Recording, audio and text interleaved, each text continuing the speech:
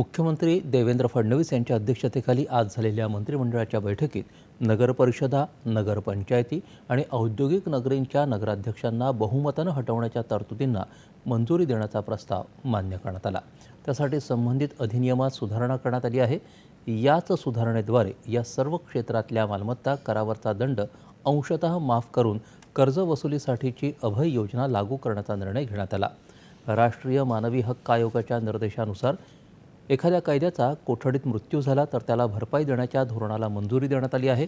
भूसंपादन, पुनर्वसन आणि पुनर्वसाहत करताना उचित भरपाई तसंच पारदर्शकतेच्या अधिनियमात सुधारणा करून भूसंपादनाचा मोबदला उशिरा दिल्यास आकारल्या जाणाऱ्या व्याजदरांच्या तरतुदीत सुधारणा करण्याच्या प्रस्तावालाही मंत्रिमंडळानं मंजुरी दिली।